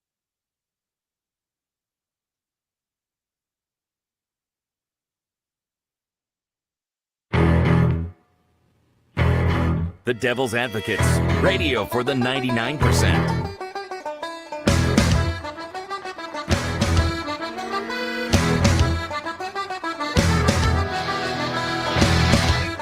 To the Devil's Advocates Radio Show, a freaky Friday edition, a happier happy hour, rolling through it, airing the grievances. Yours could be next, 844-967-2789. I literally hate Scott Walker. Did you see the video he did, the Act 10 video recently? No. It looked like he was a hostage, being held hostage. It's like he stood in front of an American flag And it was the lowest test video of all time. And it looked like a proof of life video. Like, guy's got a gun to your head, and you're just proving by holding up today's newspaper that you were alive today. That was the tone of the video. And then I'm really shocked, not shocked, but highly disappointed in the CNN. I can tell you why their ratings are down, because they had Scott Walker on the other day. They had the Wankinator on the CNN, commenting on what it's like to lose to Donald Trump. You got to love it, man. The Dropkick Murphys. That's why we played that in honor of Scott Walker, because when Scott Walker was running for president, that was his march-up music. He walked out to Dropkick Murphys, shipping up to Boston. And they didn't like that too much. And they tweeted out, Scott Walker, please stop playing our music. We literally hate you. It's a common sentiment. Dom, we got some love here on the text lines coming in on the WAUK. I think this might be Jeff, and I'm afraid to say Jeff might be imbibing at this hour. Crute, love. Dom, too. Crute, you sexy thing. That's why I know he's drinking. Because I've never heard him use terms like sexy to describe me before. Oh, you sexy thing. Here's what Jeff says. My grievance is that you slackers don't work on the weekends. Why, that's why we have best of shows every Saturday and Sunday at 5. We're going to have the replay of the Jeff Mandel interview we did on Wednesday, I believe it was. Jeff Mandel from Law Forward. Lots of great topics. The breaking news of the civil settlement with the false Trump electors, and a lot of good stuff on the gerrymandering suit. Could get something here in January in that front. Here's two other thoughts regarding Walker and his failure to not just win the presidency, but also to graduate from college. Cam from Nina says, I dropped out of college because I failed art class. My ADHD was too strong. Try nude figure drawing. You'd have done a little better, Cam. They'd have held your attention, I bet. One more. Walker can surely manage a DDB, Dom, a doctorate of douchebaggery. Thank you to all the text contributors. You can always text in, use the shiny Civic Media app, or do it direct. Same as the phone line, 844-967-2789. A patient Madison plumber on his way home. Welcome. What do you got for us? Hey, guys. First off, always, you guys rock. Love to see you guys. Thanks, man. My grievances are I wasn't acknowledged that you guys met me at the Jade Monkey. I remember. And, it was brief but meaningful in my life. Well, that's good. My other grievances are that people call water heaters hot water heaters. It's just a water heater, okay? And what do you call the thing you drink also, water out of? Do you call it a bubbler? It's a fountain. A drinking fountain? It's a water fountain. Dom usually uses the hose, so thanks for the clarity. Any other political grievances? He probably calls milk, okay? No, not milk. Milk. M-I-L-K. Okay, okay, all right. So, I just have a grievance that no matter how much I try to point out facts about political ongoings, that the other, specifically relatives of mine that are stuck in the Kool-Aid, they don't believe it. So, like, I'm not sure what to do. Here's the thought. I'm sorry your phone's getting a little bad on us there. We'd have kept you a little bit longer, but nobody changes Dominic's mind unless Dominic changes Dominic's mind. So my suggestion, Madison Plummer, because I've dealt with the most obstinate human being I've ever met. He's my co-host. If you want to change somebody's mind, you got to make them slow down. You got to make them be introspective. And many of them have set their decision in motion like in middle school, and they just have never slowed down and thought hard about their position. And like, why in 6th grade did I take this position? Because I got bullied on the playground? You know, you're a 42-year-old man now. Maybe it's time to reconsider. But if you think you're going to change a MAGA person or a Trumpster's mind by hitting them over the head with facts, well, it doesn't work. Facts don't work. Facts don't change minds in real time. And those of us founded in the factual world, the truth-based reality here, it's so hard to hear, oh, you're not going to change their mind with facts. But if you slowed them down and said, hey, why? Maybe they've changed their own mind. That's my only advice. All right. Well, there's that. I think certainly what the topic, you're talking about, Crute, you could slow me down and whatever. I'm never going to believe that, the religion stuff. Not going to happen, dude. No, but so many issues of politics you have changed your mind on. So it depends. You're not going to change your character. A tiger doesn't It doesn't. Sorry, It I'll depends let you on go. what the topic is. It depends on what the subject is. So yes, people can be moved. Certainly, I've been moved as I've educated myself with your help, Crute, on certain items and issues, healthcare, for example. As I've gotten older and gotten into healthcare and had to, some of these things all of a sudden now, oh, you're feeling them personally. Now they strike a mark for you. Now you get it. So there's some of that certainly. But at the end of the day, if you're talking about opinions are one thing and facts are another. And I certainly you can if you can look up at the sky and say the sky is blue, right? You can agree on those facts. Now, someone could say the sky is green, but it's not. So, are you going to try to change their mind by pointing out that the sky is blue, or are you going to just disengage from the conversation? Some men you just can't reach. What we've got here is the lack of communication. You know what I'm saying? So, do your part. Madison Plummer, keep being you. If they don't dial in, they don't look up and say, yeah, the sky is blue. And you got to get a basis. You got to get a basis of conversation. You know what I'm saying? You got to, words have to have meanings. You got to be talking about the same thing. What does woke mean? All these different terms that are thrown out there that people come at with different ways. And maybe you don't have an understanding of what the definitions of certain things are. You got to start real basic like that. Here's my final thought, and we'll move on to more grievances.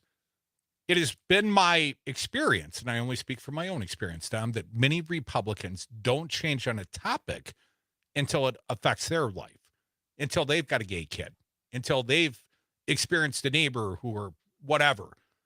And then they will be considerate of changing their mind. I don't know but I think suddenly it's affected their life. Sure, but that's a human nature thing, man. I mean, it's real easy to say, oh, I don't care about that. Doesn't affect me. And all of a sudden it affects me. Now you care about it. I mean, that But is I think not many of my uncommon. liberal friends care about people and are empathetic and compassionate for others before it happens to their family. Empathy is Look at the something that not pandemic. Look at everybody who has. wore the masks, dude. Not everybody has the empathy, man. Some of those things are taught. Some people don't have that. You can look at it the other way. A lot of liberals out there may all of a sudden make a lot of money. Well, now tax rates matter.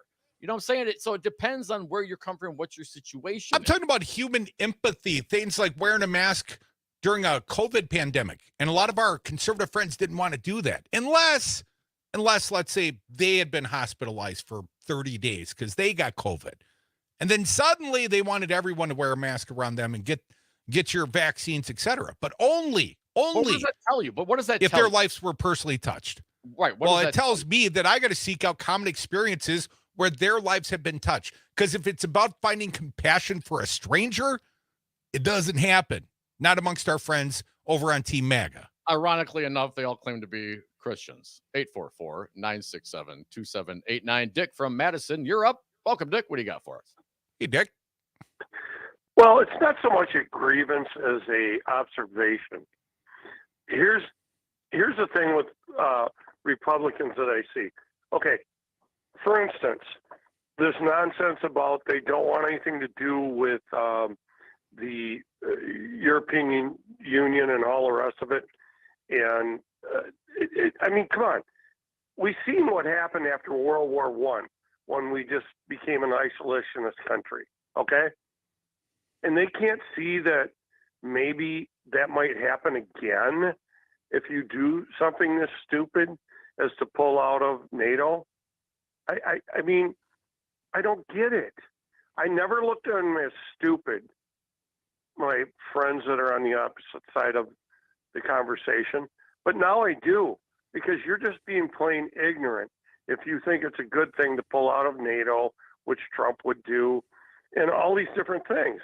I mean, history will show you that wasn't a good idea.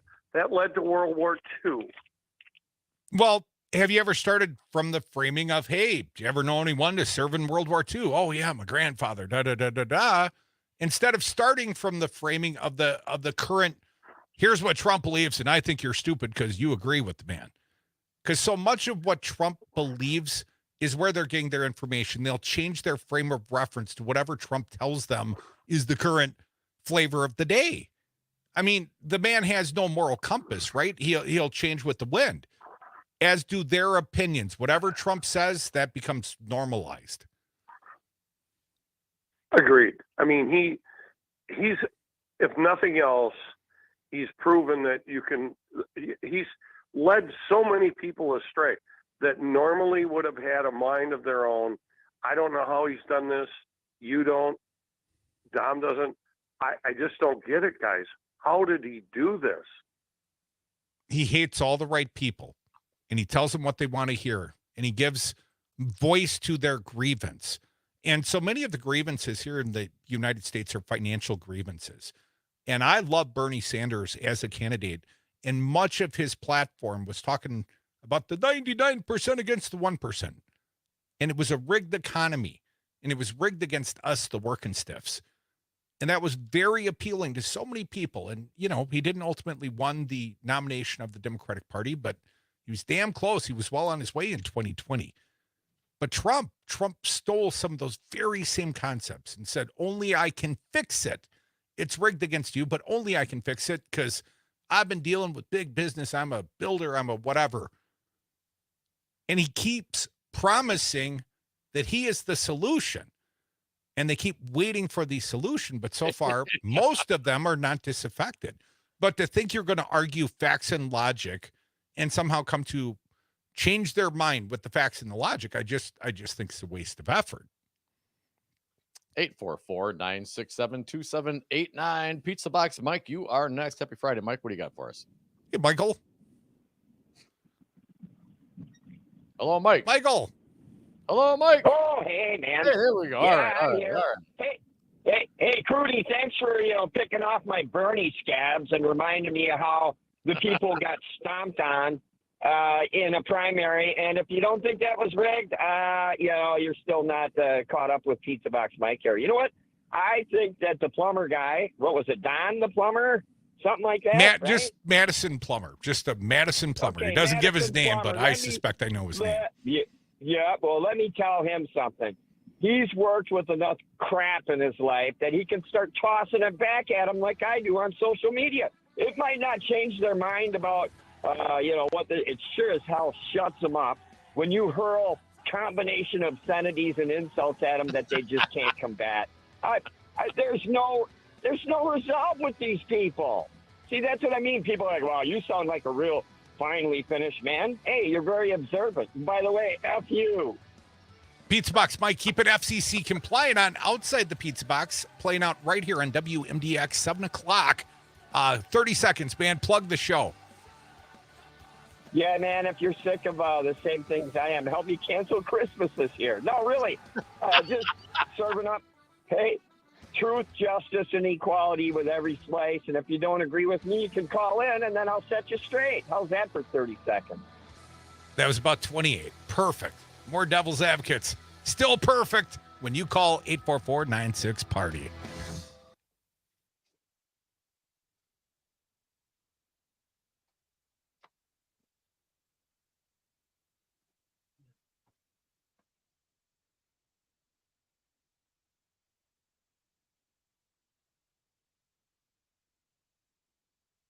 For competition season, to keeping the backyard birds well-fed season, and of course, loving your pets like family season. There's a reason people say, if Fleet Farm doesn't have it, you don't need it, because we have it all. Fleet Farm, built for real life.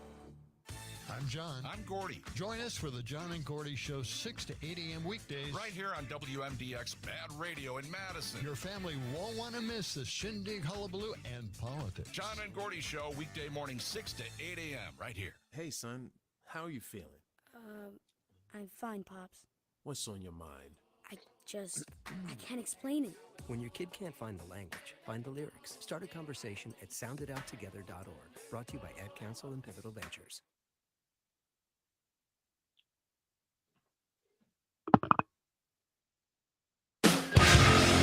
The Devil's Advocates know how to kick ass and chew bubblegum, and we're all out of bubblegum.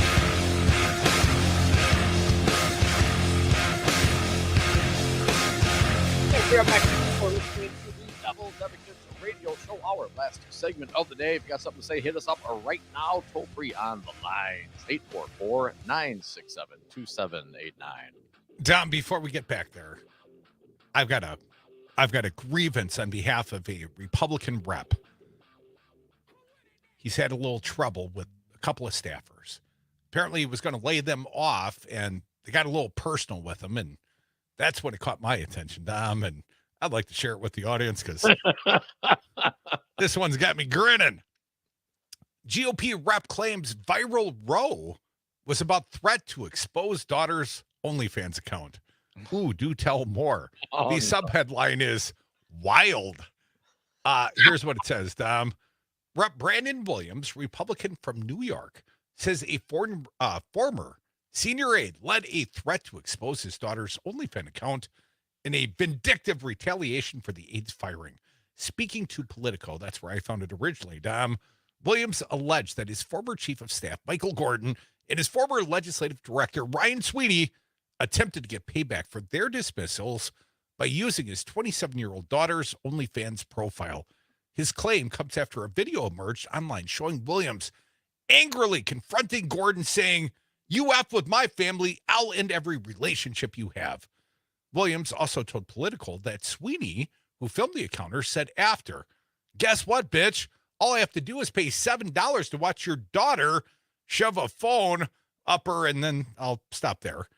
Both Gordon and Sweeney denied the allegations Williams made against them. What do you think, Tom? I mean, exposing the party is in disarray, man. That's what it sounds like. So this congressman told on himself to get ahead of the story. He went out there today and admitted to Politico he was trying to save his daughter of the embarrassment by getting in front of the story and telling it to Politico.